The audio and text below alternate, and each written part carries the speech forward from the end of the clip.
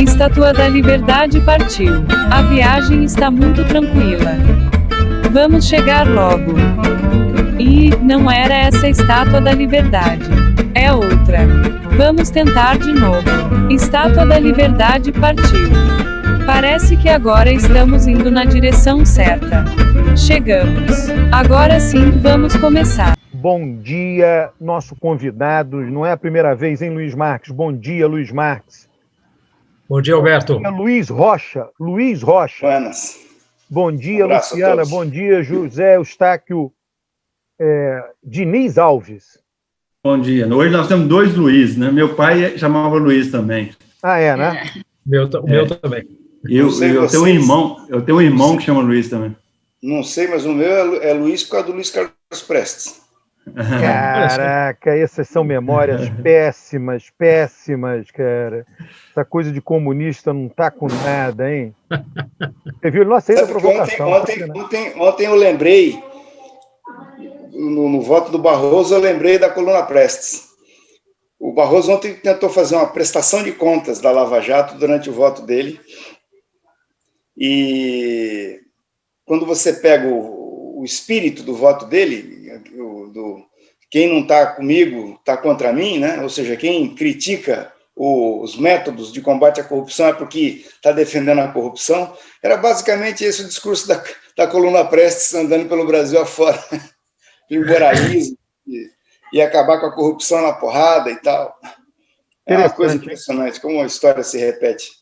Olha aqui, Eustáquio, e vamos falar hoje de três assuntos aí, três assuntos, né? A Conferência do Clima, né? A votação todas essas votações do Supremo aí que favorecem muito a situação de Lula, né? A votação, no caso, gravamos aqui na sexta de ontem aí do STF, uma votação com placar elástico, né? E também da CPI já está tendo algum delineamento, ela começa semana que vem, mas a gente já viu algumas coisas que estão acontecendo. Vamos lá, Eustáquio, a bola está contigo agora. Não, eu vou só falar rapidamente para passar para o Luiz, que ele vai apresentar alguns dados interessantes, mas nós tivemos uma mudança muito grande no dia 20 de janeiro, né, quando saiu o Trump e entrou o Biden. E isso significa imediatamente o seguinte: o Trump tinha proposto que os Estados Unidos saísse do Acordo de Paris, né, não tinha saído ainda, porque tem todo um processo para a saída, e o Biden exatamente com o discurso oposto, né? Então, é uma mudança de 180 graus, né?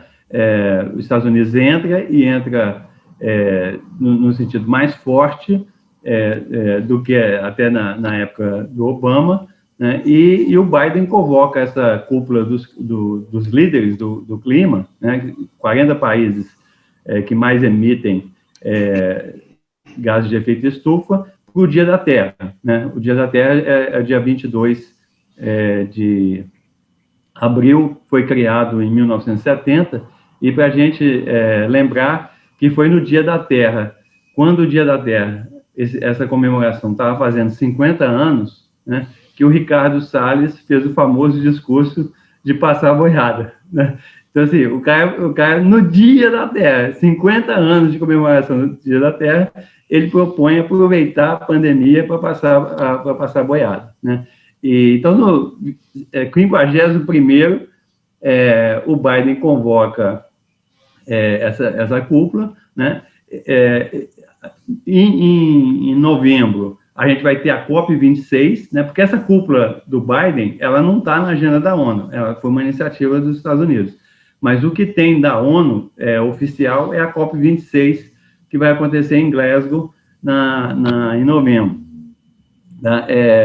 Então, essa cúpula é preparatória para isso, é uma tentativa dos Estados Unidos retomar, né, uma certa liderança, e tem algumas coisas interessantes, porque tem uma afinidade, pelo menos assim no discurso, entre a posição americana e a posição chinesa, né, que são as duas grandes economias do mundo e os dois grandes poluidores do mundo, né? Então, nesse sentido, a cúpula foi interessante. Depois a gente vai discutir os limites e vantagens aí da cúpula, né? E o Bolsonaro, todo mundo acho que viu, ele fez um discurso bastante razoável, né, do ponto de vista da lógica, assim, do discurso dele, que foi inclusive, bem aceito, só que o discurso dele não bate nada com a prática e com o que está se fazendo aqui dentro, né? E um caso, uma coisa curiosa, é que o Biden se levantou e saiu na hora, um pouco antes do Bolsonaro falar. A gente não sabe se ele fez isso em oposição ao Biden ou se foi alguma outra coisa urgente que estava acontecendo, mas o fato é que o Biden não ouviu o discurso do Bolsonaro e parece que é um dos poucos líderes do mundo que o Biden não conversou pessoalmente até hoje, tá? Então, assim, só para dar um pontapé inicial, eu diria isso, mas a gente passa para o Luiz, que está muito mais preparado para dizer sobre essas coisas todas. Obrigado, Zé Eustáquio. Bom, é lido o fato de que o Brasil foi o 21º país a falar, quer dizer, o Brasil é um país que, de alguma maneira, está entre... Mas hoje falou-se em sexta posição, em 2011, hoje se fala em 12ª posição, em termos de PIB, mas vamos falar em 21º lugar, quer dizer, claramente um desprestígio muito grande para o Brasil. Você me mandou, de resto, esse artigo, que é um artigo ótimo, né, da Piauí, queridos, encolhi o Brasil, né, quer dizer, evidentemente nós estamos numa situação de retração em todos os sentidos. Mas eu queria só mostrar para vocês uma série muito rápida de questões, que eu acho que nós estamos... A questão que está da ordem do dia hoje é essa questão de que nós temos ameaças sistêmicas à vida no planeta, e essa fotografia que eu tenho aqui, né, para mostrar para vocês logo de cara, vocês sabem, a capa do The Economist do ano passado, aliás, de 2019, né? O The Economist fez exatamente essa capa, mostrando o desmatamento do Brasil, né? Então, nós temos que pensar na seguinte questão: nós temos uma emergência climática, essa é a primeira questão, tá certo? E vocês vejam qual é a situação que nós temos hoje, em 2021, né? Nós sabemos, desde 2015, o Acordo de Paris, ele entra em vigor em 2016, que nós teríamos que diminuir as nossas emissões globais de gases de efeito estufa, CO2 sobretudo, pela metade em relação a referência de 2010. Né? Bom, se vocês olharem esse quadro, vocês veem o quê? O aumento das emissões este ano, de 2021, está, vamos dizer assim, programado, digamos assim, para ser o segundo maior na história, né? Segundo apenas em relação ao repique, né? ao repique de emissões que houve logo depois, que vocês veem aqui, não é? Esse aqui é o único que é maior que esse, em relação ao quê? Ao repique que houve, ao rebote que houve após a grande crise financeira de 2008. Então, nós não estamos, em hipótese alguma, veja, 2020 houve essa grande queda por causa da pandemia. Nós estamos ainda na pandemia, mas, entretanto, a economia já deu um novo salto por causa da China, por causa dos Estados Unidos, sobretudo, basicamente a Índia também, embora a Índia esteja entrando agora numa grande crise novamente da pandemia, mas nós estamos claramente num processo que é um processo de aumento das emissões, quaisquer que sejam as situações, os problemas que a economia está enfrentando. E essa aqui é a grande questão. Quer dizer, nós não estamos numa trajetória que é uma trajetória de acordo com aquilo que nós sabemos que nós precisamos fazer. Então, essa é a grande questão, e vejam o que a Organização Meteorológica Mundial nos diz. Isso aqui é do ano passado. Ele diz, há 24% de chances de que pelo menos um ano até 2024 seja ao menos 1,5 graus Celsius mais quente que a média do período pré-industrial, 1850 a 1900, e essas chances aumentam com o tempo. Então, em 2021, as chances são maiores, em 2022 ainda maiores. No próximo El Niño, porque isso aqui é uma situação de laninha, no próximo El Niño, que é um fenômeno de troca de energia entre o Oceano Pacífico e a atmosfera, nós vamos nos aproximar ou mesmo ultrapassar 1,5 graus. Né? E veja aqui, essa é a situação das concentrações atmosféricas de CO2, que é a causa fundamental do aquecimento global. Não precisa entender, nada, tá certo? Não precisa ser meteorologista, não precisa ser climatologista, nada. Essa é a linha do aumento das partes por milhão de CO2 na atmosfera. E em 2030, nós estamos agora beirando 420, está vendo aqui, ó, 420. Nós estamos beirando 420. 2021, 22, chegamos a 2020. Estamos aumentando 2,5 a 3 partes por milhão de CO2 na atmosfera, todos os anos. Então, em 2030, nós vamos chegar provavelmente em 450 partes por milhão. Isso significa que nós vamos cruzar 2 graus Celsius. Isso aqui é alguma coisa que está comprometido já. Isso é o que diz, por exemplo, o Climate Central. O Climate Central fala que nós vamos chegar em 1,5 graus Celsius entre 2025 e 2030. Essa linha vermelha é a linha vejam o que está escrito aqui, current path, é a trajetória atual. Essa é a nossa trajetória atual. Então, nós não temos muito o que saber. Vejam o que diz o Sir Brian Hoskins. Não temos evidência de que um aquecimento de 1,9 graus Celsius é algo com que se possa lidar facilmente. E 2,1 é um desastre. Né? Então, essa é a situação. Não se trata de um alarmista, se trata de um cientista que é o diretor do Grantham Institute for Climate Change, do Imperial College de Londres. No Brasil é pior. O Brasil é muito pior, num cenário de altas emissões de gases de efeito. Ou seja, esse é um livro que foi publicado pelo Carlos Nobre, pelo Marengo, os maiores cientistas do clima no Brasil. Né? Foi publicado em 2019 pela Springer. A primeira frase do prefácio. Em um cenário de altas emissões de gases de efeito estufa, o país tem alta probabilidade, mais de 70%, de sofrer aquecimentos maiores que 4 graus Celsius antes do fim do século. Esse aqui é o gráfico que mostra para você. Nós estamos na linha vermelha.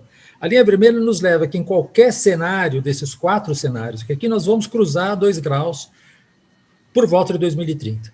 E nós vamos chegar em 2060 a 4 graus e em 2100 a 6 graus. Não há Brasil nisso. Não há Brasil depois de 2 graus.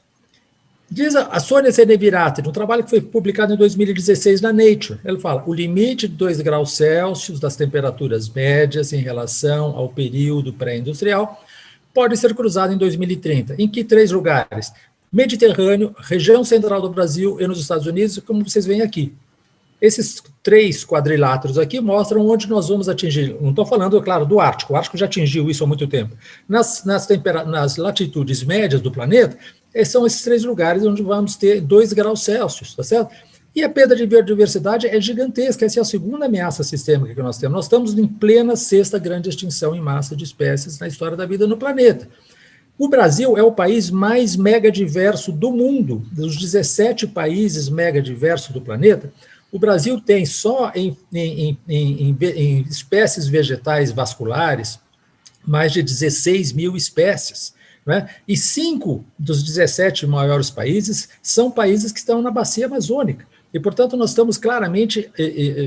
vejam, 80% da biodiversidade terrestre, 80% está nas florestas tropicais. Nós estamos dizimando essa questão. Vejam, a aceleração da perda da cobertura arbórea e da perda de floresta primária na Amazônia a partir de 2015. Essa linha que vocês estão vendo escura, preta aqui embaixo, é a perda de floresta primária na Amazônia, dos 9 países que compõem a Amazônia. E vocês veem que a partir de 2015 isso toma uma direção muito ascendente, com impactos fundamentais sobre as chuvas.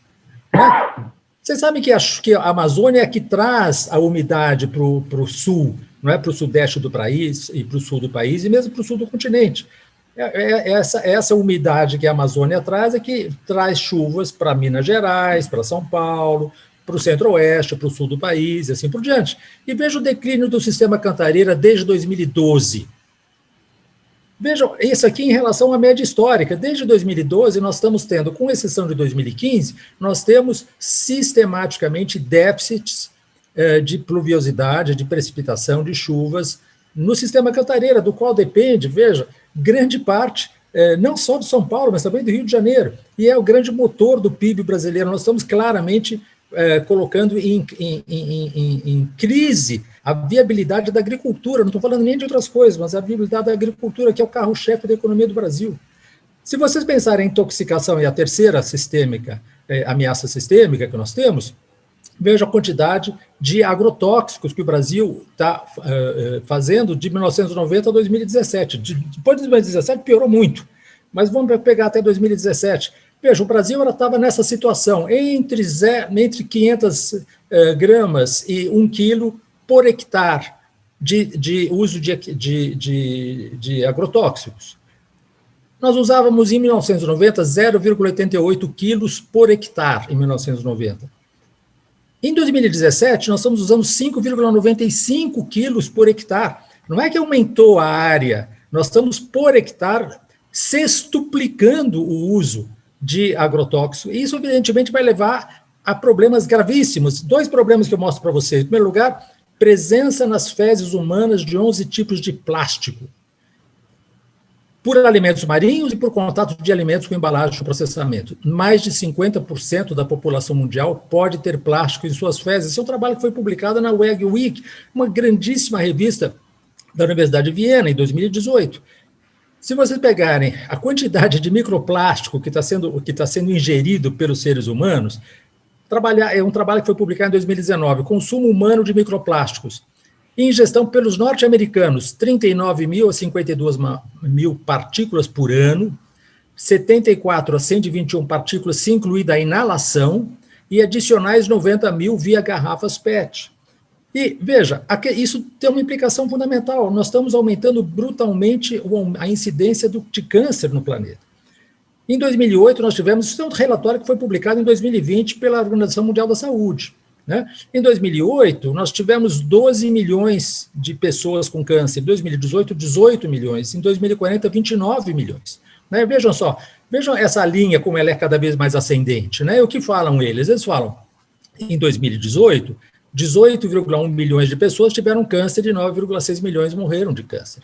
Em 2040, aumento de mais de 150% em relação a 2012, com maior incidência nos países de baixa e média renda, onde vão ocorrer mais de 2/3 do caso de câncer no mundo. Então, eu vou parar por aqui, porque não quero tomar muito tempo de vocês, mas, basicamente, o que nós temos diante de nós é uma situação de colapso, é um processo de colapso. O colapso não é uma parede onde nós batemos, o colapso é um processo, e esse processo ele é reforçado, confortado por todos os indicadores que vocês quiserem pegar. Eu selecionei 3 grandes indicadores, que é a questão do clima, a questão da biodiversidade e a questão da poluição. Esses 3 agem em sinergia, não é que eles são separados. E veja, a ameaça existencial não é dada por um deles, é dado pela conjugação sinérgica entre eles, porque eles se reforçam reciprocamente. Então, essa é a situação em que nós estamos. Voltemos à nossa questão de ontem. Né? É claro que nós estamos nós estamos numa encruzilhada fundamental. O que aconteceu ontem com esse encontro das nações em relação às propostas de contenção das emissões, de redução das emissões de gases de efeito estufa, é muito importante. Pela primeira vez, como disse o Jair Eustáquio, nós estamos agora com os atores fundamentais sentados à mesa. O Brasil se desmoralizou, como já estava desmoralizado. Isso, o Brasil, enquanto não acabar com esse episódio lamentável do Bolsonaro na história do Brasil, nós não vamos sair disso, não vamos nem falar nisso. Vamos falar nos países que tiveram, efetivamente, que têm governança, porque o Brasil não tem governança. Os países que têm alguma governança. Muito importante o que aconteceu ontem. Muita esperança no que aconteceu ontem. Agora, o outro lado da balança é qual é a credibilidade que essas promessas têm de diminuição de 50% até 2030, de zerar as emissões até 2050, as emissões líquidas, né? Ou seja, além daquelas que o sistema Terra pode absorver. Os Estados Unidos está falando em 2050, a China está falando em 2060. Isso não é a velocidade compatível com o aumento da temperatura contida em 2 graus Celsius em relação ao período pré-industrial. Não é compatível. Não sou eu que estou dizendo, é o IPCC que diz, é a comunidade científica que diz, isso não é compatível. Então, se eles cumprirem a promessa, nós estamos bastante ruins. A questão é, vão cumprir as promessas? Essa que é a grande questão, porque a credibilidade, desde o do protocolo de Kyoto, gente, o protocolo de Kyoto foi feito em 1997 com a pretensão de diminuir em 5% em 2012, as emissões em relação a 1990. Nós aumentamos 60% as emissões nesse período. Quer dizer, não tem credibilidade nenhuma. Isso não significa que no futuro não haja uma mudança, mas até agora os indicadores são de que a mudança é só palavras, ela não se traduz em ações. Essa, basicamente, é a minha percepção. Luiz Marques, Eustáquio, Luciana, Rocha, deixa eu dizer, eu sou uma pessoa que tem total credibilidade para falar o que eu vou falar. O Eustáquio já está rindo ali. Né? Não, o que acontece é o seguinte, olha, o Eustáquio está no Manhattan Connect desde o início desse programa. Todos os convidados sugeridos por Eustáquio eu trago. Por quê? Porque é uma preocupação minha o meio ambiente. Né? Eu reconheço, óbvio, eu lido com dados. Né? Você quer me persuadir, mostra um dado que eu digo, é isso aí, acabou. Né? Eu treinei minha cabeça para isso. Tá? Então, tudo que o Luiz Marques falou, né, do que diz respeito ao passado, é inquestionável, acabou, tem lá os dados. Tá? A única coisa que eu olho, assim, fazendo uma meta-análise de tudo que já foi publicado por aí, que já aconteceu, né, o Eustáquio sabe disso. Tá? Não é que eu tenha simpatia por diversos conteúdos, lá tem o Julian Simon, que já faleceu em 1996, mas ele foi digamos assim, um lutador contra aquele The Global 2000 Report to the President, que o Jimmy Carter encomendou isso, foi feito pelo Gerald Barney, né, foi o diretor do estudo, e aí, nesse estudo, ele previa uma catástrofe total no ano 2000, né, e não aconteceu. Né, e aí, quem foi o grande, digamos assim, o cara que dialogou com esse Global Report, né, foi o Julian Simon, né, e aí dizendo, vai ter um colapso não sei, esse Global Report era colapso em tudo, e o colapso não aconteceu. É só isso, tá? Tudo para trás está certo. A questão é o que vai acontecer para frente. Aí entra com a coisa do ser humano. Toda vez que não tem neve nos Alpes suíços, eu comemoro, né? Porque é onde a elite europeia vai esquiar no inverno. Né? Então, quando o dia que St. Moritz, né, não foi impossível esquiar em qualquer daqueles montes lá de St. Moritz, as pessoas se mobilizam. Né? Então, isso já está acontecendo. A cobertura de neve dos Alpes suíços já diminuiu muito e está prejudicando várias estações de esqui. Ou seja, a mobilização é um fato. Né? O Eustáquio está rindo lá, está com aquela... A boquinha dele está ali. Então, o que eu acho é o seguinte... O Rocha também está rindo. Não, ele riu da estação de esqui. Ele riu me dando razão, que eu conheço a cabeça ali. O Luiz Marques, ao fazer essa denúncia nesse programa, está contribuindo para que os seres humanos ajam pesadamente e as tendências piores que estão ali, não estou dizendo que as melhores vão acontecer, mas as piores provavelmente tendem a não acontecer, como a gente já viu para trás. O Eustáquio sabe disso, Eustáquio. Você sabe disso, que você conheceu aquele Global Report to the President. Só antes da Luciana, para a gente dar a palavra à Luciana, porque a questão é a seguinte, senão o público fala assim, não estão dando a palavra para as mulheres. Mas, Luciana, com todo o perdão, só para dizer para quem não conhece, Julian Simon é o precursor máximo do negacionismo do clima, né? Você já está adjetivando, olha, não, populacional, não concordo. Mas tem alguns pontos relevantes.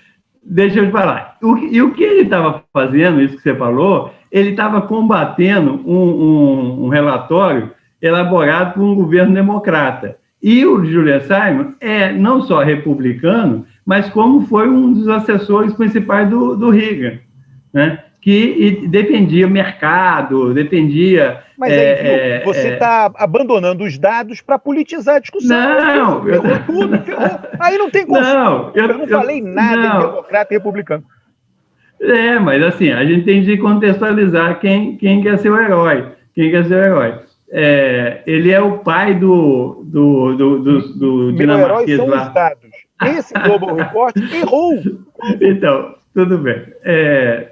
Então, assim, eu queria só contestar isso para passar para a Luciana. Chebral. Eu queria também falar, alegria ter você aqui, Luiz Marcos, trazendo esse assunto no dia de hoje. E eu vou começar um pouquinho também com a questão da política, né, já que o Eustáquio e o Alberto falaram da questão dos democratas republicanos, porque eu acho que o tema do meio ambiente, ele goza de uma simpatia muito grande entre as pessoas.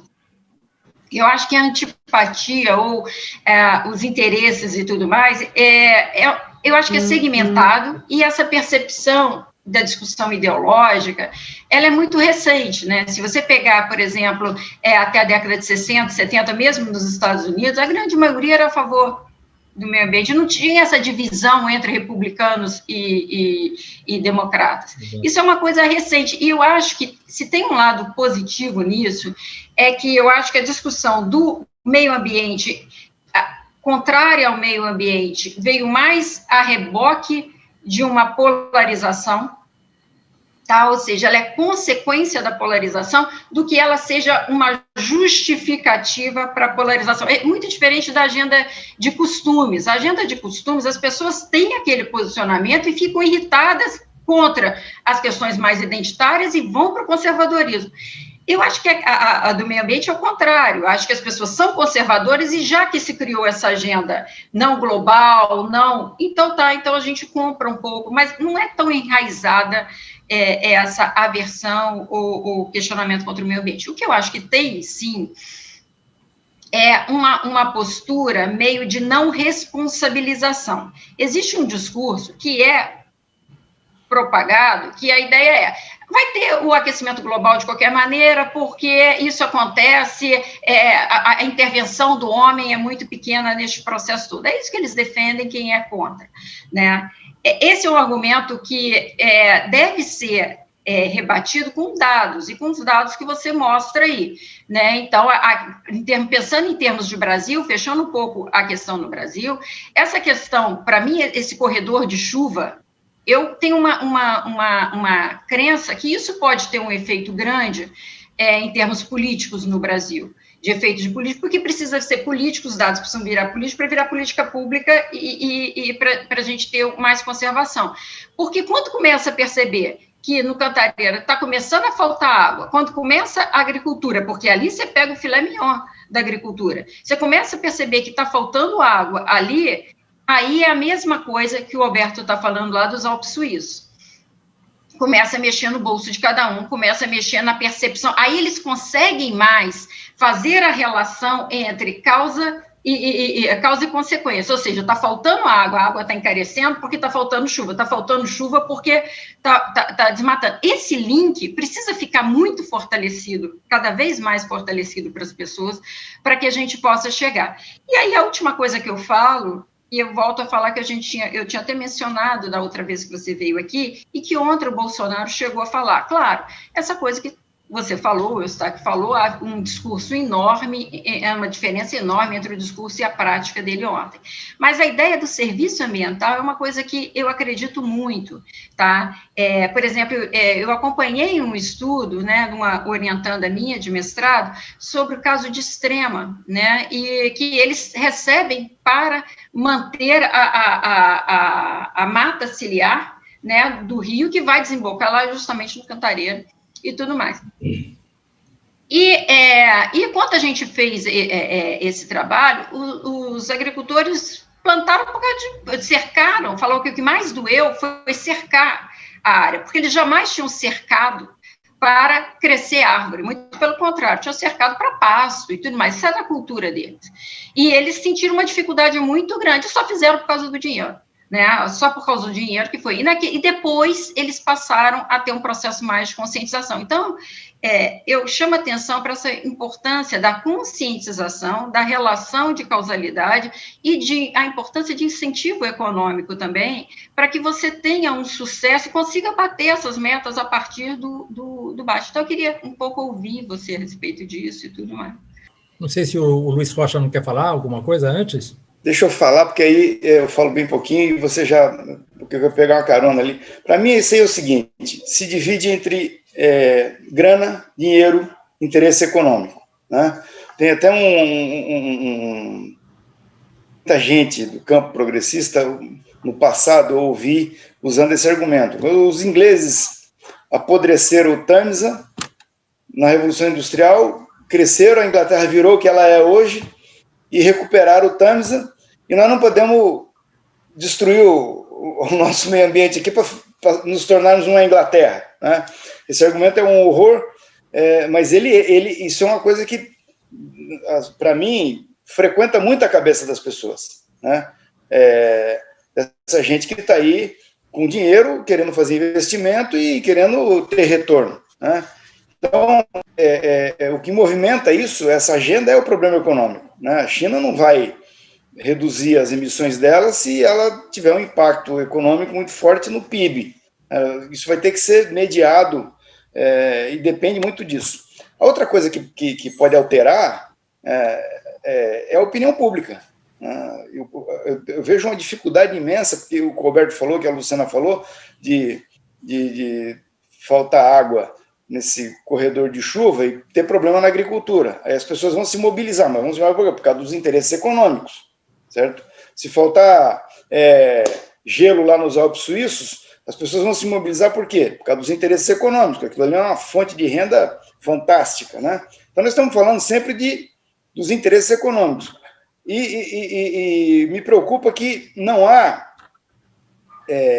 nem nos estados mais preocupados com essa coisa, uma preocupação com a opinião pública, porque a gente vê Greenpeace, essas entidades que são importantíssimas, preocupadas em conscientizar a população, mas os estados não têm nenhuma preocupação com isso, né? É uma coisa impressionante. E quando o estado faz a conscientização, é uma coisa. Eu cito exemplo sempre, não me canso de citar o exemplo de Curitiba. Um belo dia, o prefeito Jaime Lerner criou um programa em Curitiba de para separar o lixo. E começou uma propaganda intensa, né, em todos os meios, nas escolas, né, e uma coisa tão forte que é o ponto das crianças chegarem em casa e começarem a cobrar dos pais, corrigir os pais em relação à questão de separar o lixo e ter responsabilidade de não jogar coisa na rua e tal. E Curitiba é uma cidade razoavelmente limpa, né, por causa disso. Até hoje ainda tem isso. Mas foi o Estado, né, a prefeitura, que entrou pesado, né, com isso. Então,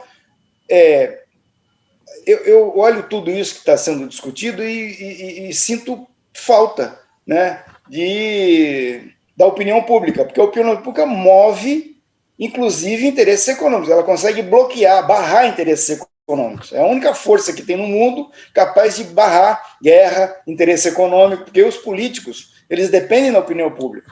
Então, se a opinião pública estiver mobilizada com energia, com força, com musculatura, a coisa vai, senão não vai. Essa é a impressão que eu tenho. E eu vejo se falar muito pouco disso. Olha só, Luiz, eu depois queria rapidamente você falar e mudar de assunto, tá? Para a gente caminhar para a coisa do Supremo.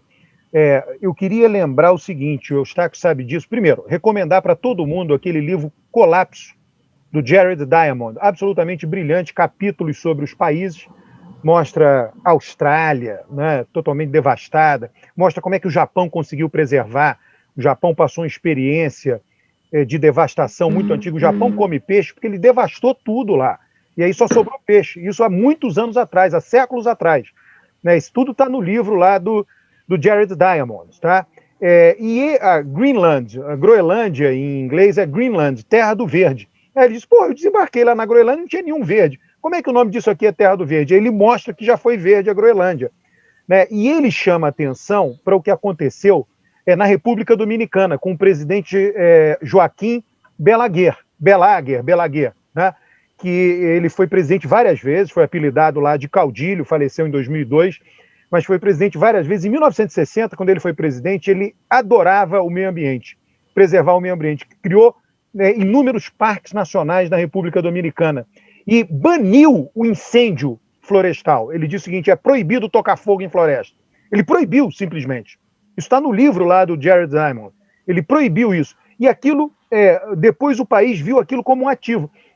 Aí é interessante, porque no livro do Jared Diamond, ele mostra lá, é uma ilha que tem uma fronteira de 300 quilômetros de norte a sul, né, de um lado, um país preservado, República Dominicana, que não devastou a natureza, e de outro, um país que devastou a natureza, Haiti. Aí você vê o crescimento do PIB. É bem interessante, na mesma ilha, duas experiências de lidar com a natureza inteiramente diferentes, e muito por conta deste presidente que tinha essa obsessão pelo meio ambiente, tá? Isso é importante que seja dito. É só isso, Luiz Marques. Você faz essa intervenção, eu queria te fazer esse pedido para a gente depois falar do Supremo Tribunal Federal. Rapidinho, então, Alberto, o negócio é o seguinte, veja, eu acho que existe sim um interesse muito grande, e se nós compararmos de parte das nações, de parte do pessoal da grana, como diz o Luiz Rocha, sobre o pessoal das grandes corporações, os grandes empresários, etc., etc., se nós compararmos o dia de hoje com aquilo que nós tínhamos em termos de consciência ambiental, em termos de consciência do problema ambiental, compararmos 2021, vamos dizer assim, com 2010, nós vamos ver que houve um imenso progresso nessa questão da consciência. Pegar o exemplo mais fácil de perceber é Davos, né? Quer dizer, Davos todo ano faz uma pesquisa com os grandes empresários sobre a percepção dos grandes problemas que no próximo decênio o business, os negócios vão enfrentar. E hoje você percebe que os 5 maiores problemas para eles são questões ambientais. Então, há efetivamente um aumento muito grande, e a reunião de ontem é a prova disso, mais uma prova disso. Os Estados Unidos quer voltar a ter a liderança, e para ter liderança, ele precisa ter liderança ambiental. Não é mais, meu míssil é mais comprido que o seu. Não é, nós temos que ter algum tipo de apresentação, de um discurso que seja um discurso ambiental. Então, não há dúvida nenhuma que houve um aumento. O problema é que existe uma discrepância muito forte entre essa consciência e aquilo que está acontecendo.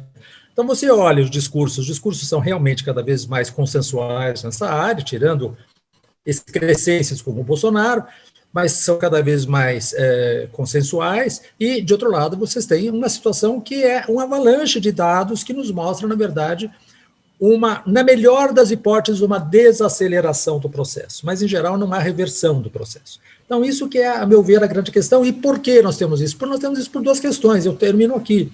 De um lado, vocês têm um sistema econômico que é baseado no crescimento. Ou seja, a gente não tem muita ideia, né? Fica conversando essa coisa do xadrez, que coloca um grãozinho na primeira casa, 2 grãos, depois 4, depois 8, é chamado isso crescimento exponencial, né? Se você aumentar 2%, você aumentar 3% o PIB mundial por ano, em 23 anos você dobra esse PIB. Mas nós sabemos muito bem que existe uma limitação do planeta para isso, porque você não aumenta a sua produção sem impactar, por menos que você impacte. Então nós temos que pensar numa situação em que o globo chegou num nível em que ele vai precisar agora, de alguma maneira, encontrar uma forma de proporcionar bem-estar para a população sem aumentar o impacto. Isso é possível essa equação? Não sei se ela é possível, mas se nós não encararmos seriamente essa equação, nós não vamos a lugar nenhum. Esse é o primeiro ponto. O segundo ponto é a questão do fake news, gente.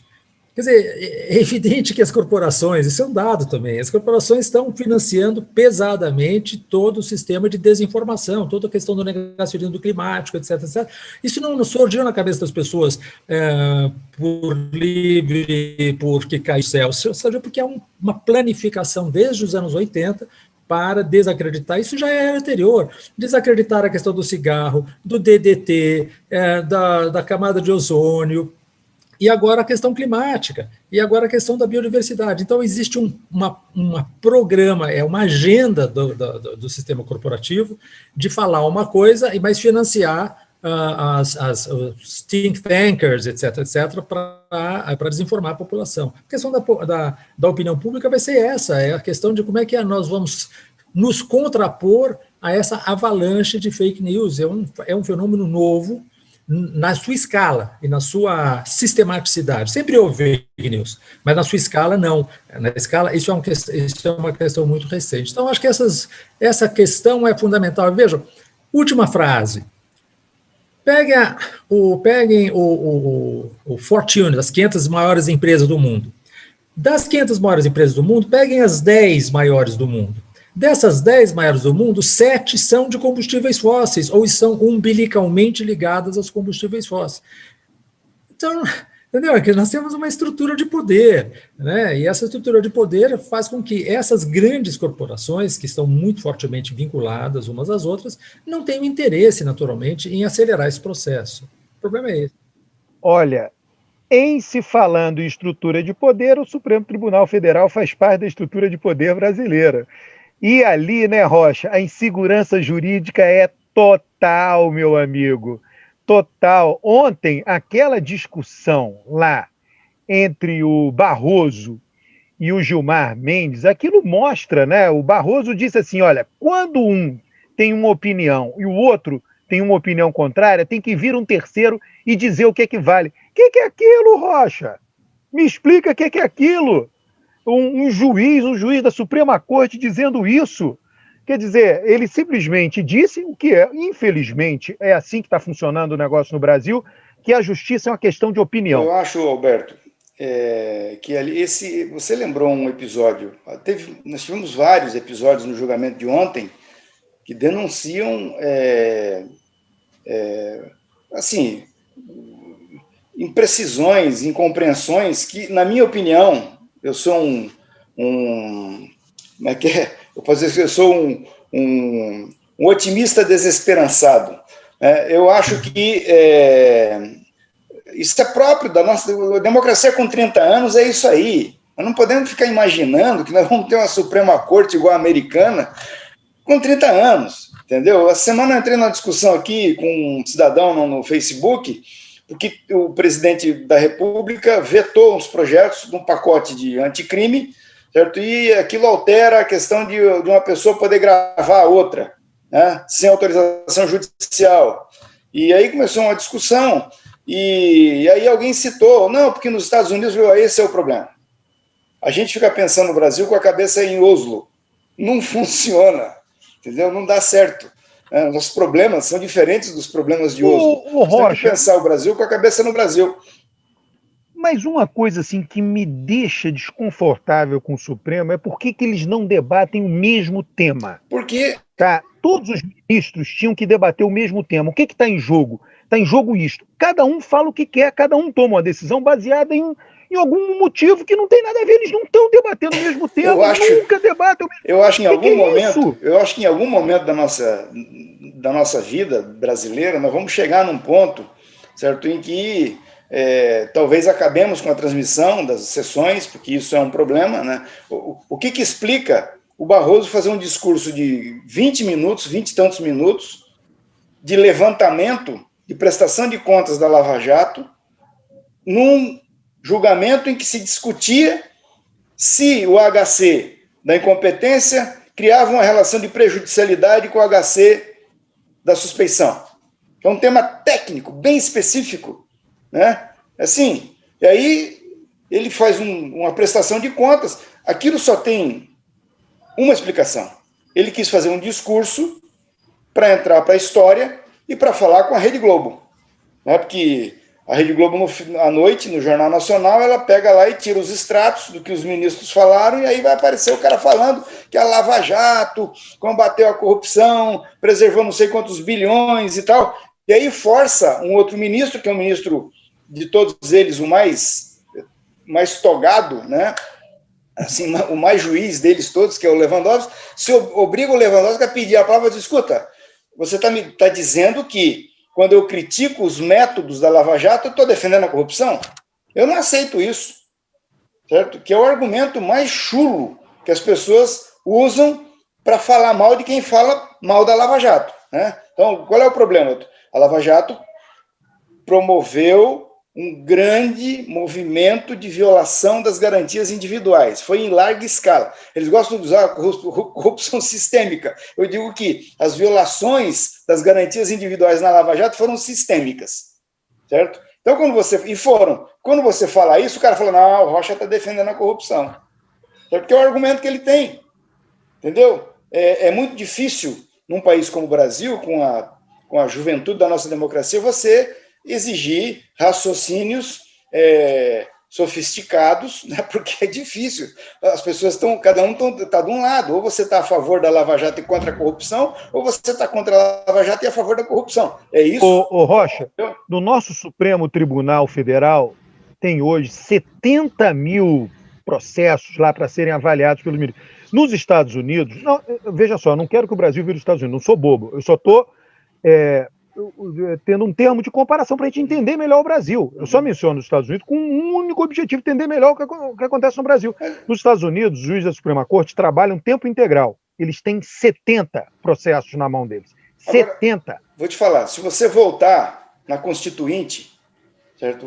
O presidente do Supremo Tribunal Federal na Constituinte, eu tenho dúvida se era o Moreira Alves,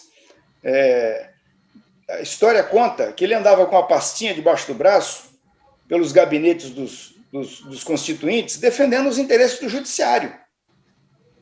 Então, o que resultou isso? Resultou o seguinte: o ministro do Supremo, você falou que o Supremo tem não sei quantos mil processos.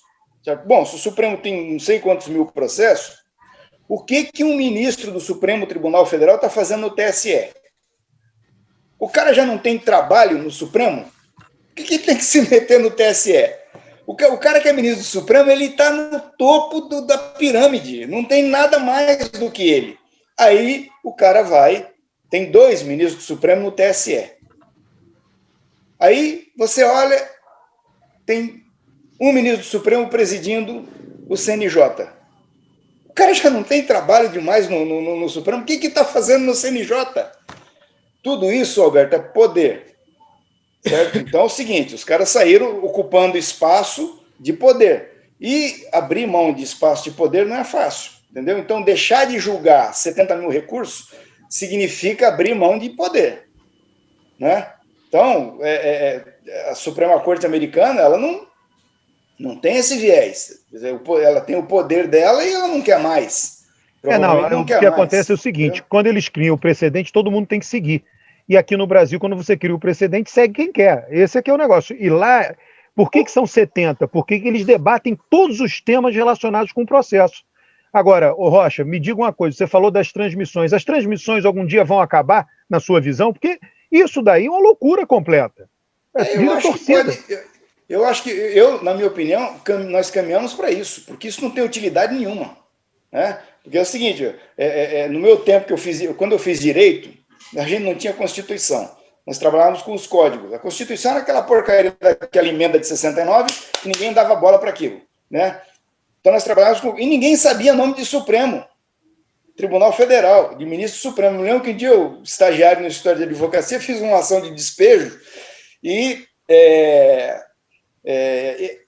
citei um precedente jurisprudencial com o nome de um ministro do Supremo. Aí o advogado, que era um sujeito muito conservador, me chamou lá no gabinete e falou assim: ô Rocha, você fez aqui a ação de despejo, está ótima a ação de despejo, agora vem cá, você está certo que você é militante do Partido Comunista, mas errar o nome do ministro do Supremo só porque o cara é um filho da puta de direita não dá, né? Vai, corrija o nome do cara aí, porra, acerta o nome do cara, entendeu? Então, ninguém sabia, e agora todo mundo sabe de cor, o cara sabe igual o nome do time dele, ele escala, entendeu? Então, isso aí deve ter algum benefício, mas a gente fica olhando e vê que não é uma coisa boa. Aquele diálogo entre o Barroso, que não foi o primeiro, né? E o Gilmar ontem denuncia isso, que isso tem alguma coisa errada. Eu acho que nós vamos acabar corrigindo. Né? Primeiro, reduzindo as atribuições do Supremo Tribunal Federal. Certo? Isso não é fácil, porque isso implica em reduzir poder. Né? Segundo, essa exposição, essa quantidade de entrevista que eles dão o tempo inteiro falando, né? Você falou dos Estados Unidos, lá eles elegem lá, nós vamos resolver esse ano 6, 7, 8, 5 temas, né? E aí vão jogar aqueles 5 temas e pode guerrear com o Iraque, com o Irã, com a União Soviética, eles vão resolver aqueles 5, 6 temas e acabou, né? Você não vai ouvir falar de nome de ministro do Supremo nos Estados Unidos, porque cada macaco fica no seu galho. Entendeu? E aqui não, aqui está meio misturado. Então, de fato, eu acho que no Supremo hoje nós temos não 2 posições ideológicas, mas nós temos 2 posições políticas, né, bem claras, né? Uma é liderada pelo Barroso, que aí, na minha opinião, tem o Fachin, o Fux, né?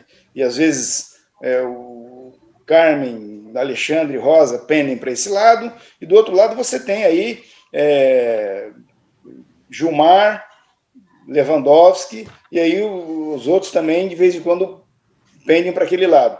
Eu acho que o fim da discussão do processo do Lula no Supremo Tribunal Federal mata quase que todo o problema, certo? Porque acabou o processo do Lula, liquidado, ele sai do Supremo, volta para o primeiro grau lá em Brasília, e a gente não vai ouvir mais falar em Lava Jato, porque Lava Jato, infelizmente, a Força-Tarefa, infelizmente, ela transformou o combate à corrupção no Brasil em Lula.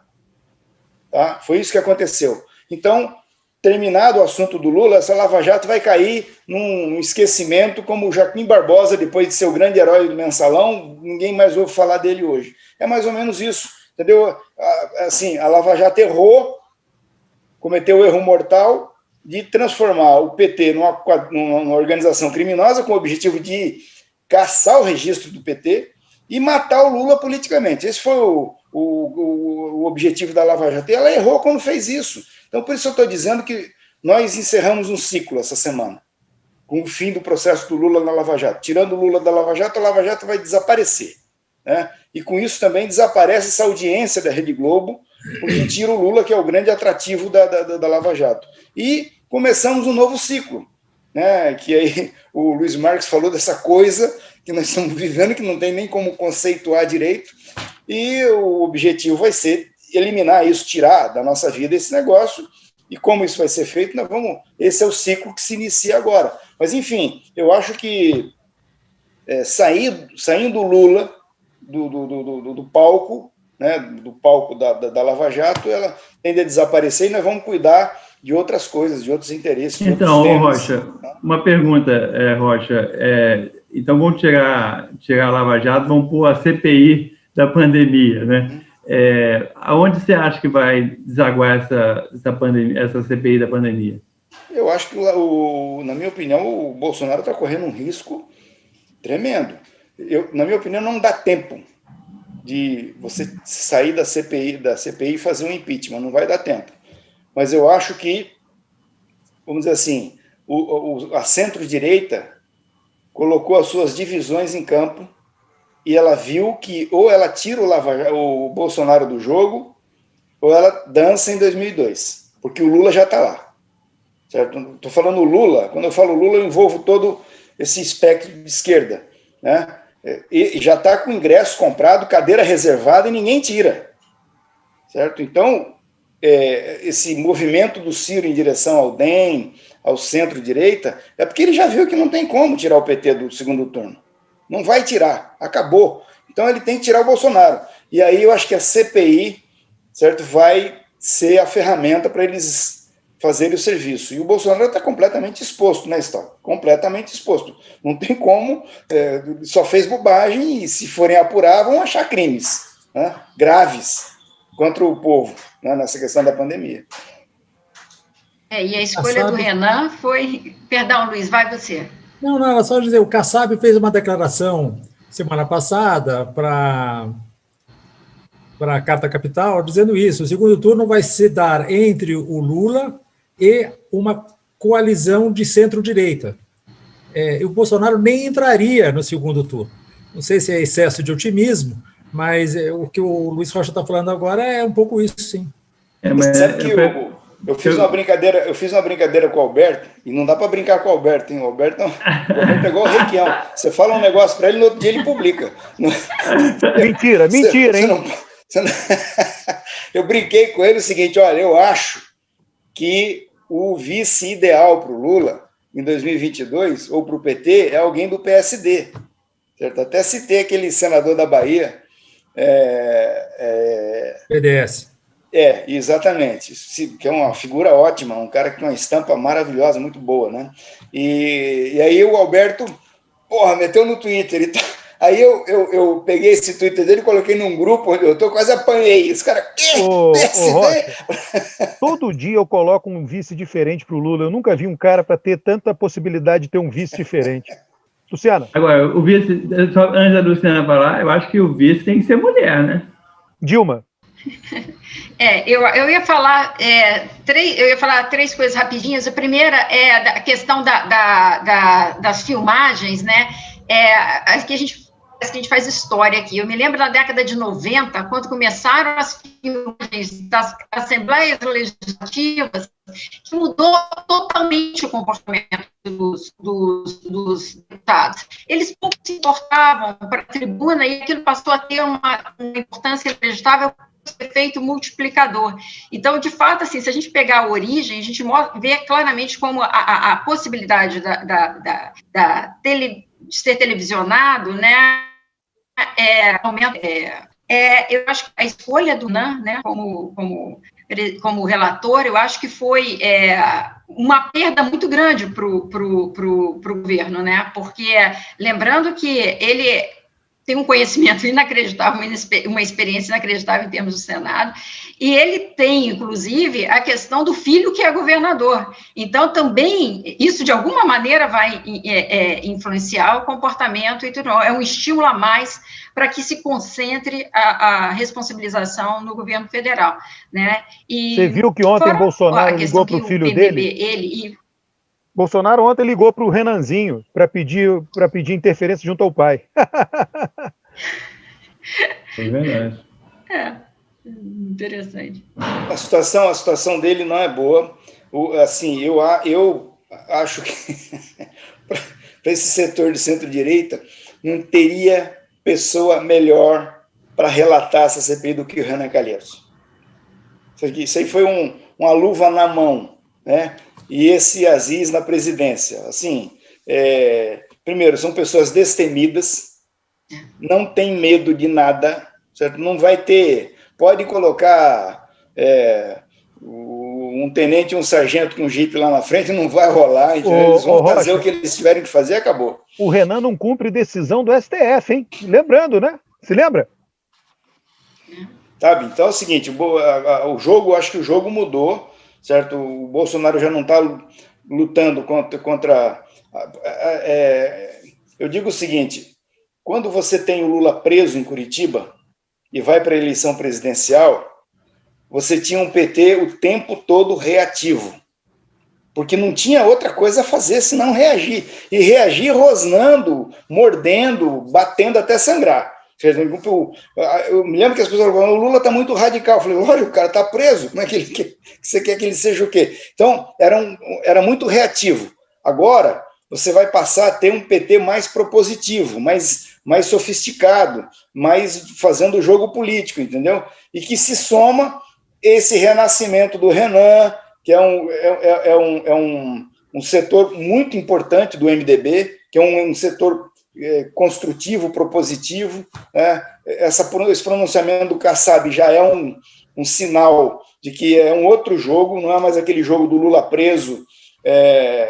A situação o Bolsonaro vai ter que se virar nos 30. Pessoal, é isso, hein? Nós chegamos aqui no nosso tempo, viu? Correu rápido hoje, hein? Quero agradecer a todos. Pô, eu falo, chegou no nosso tempo, todo mundo fica calado, ninguém responde. Você não vai dar uma palavra final para os outros, não?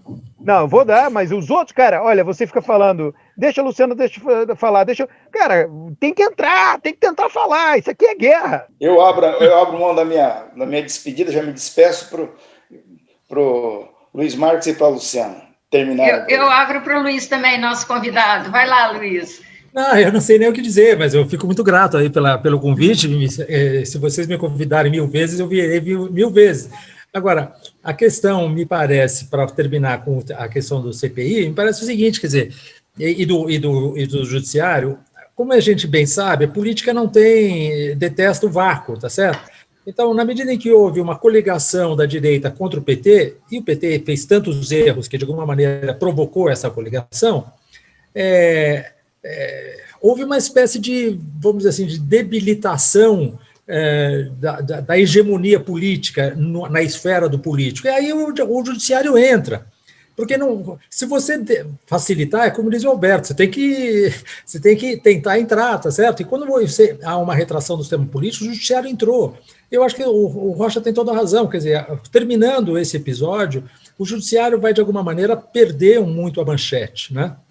E é um pouco a questão do Brasil, quer dizer, quando havia grande inflação, lembra, todo mundo era economista, todo mundo entendia de inflação. E hoje todo mundo fica discutindo, não, porque o Barroso disse isso, está errado, porque na verdade o Gilmar tinha dito outra. Todo mundo entende, eu não entendo bolhufas de direito, tá? Então eu não tenho ideia do que está de fato acontecendo ali, mas todo mundo tem uma opinião em relação a isso, sem ser jurista, tá certo? A mesma coisa quando era economista por causa da inflação. Então eu acho que nós estamos agora numa situação que é uma situação nova, com um declínio, a meu ver, irreversível do Bolsonaro. A questão é saber qual é a velocidade desse declínio, mas que a declínio, me parece que é claro isso, e isso é bom para o Brasil, quer dizer, melhor será se fizermos o impeachment, mas não fazendo o impeachment, derrotá-lo de uma maneira acachapante em 2022. Pessoal, muito obrigado, bom dia para vocês, hein? Obrigado a vocês todos, um abraço.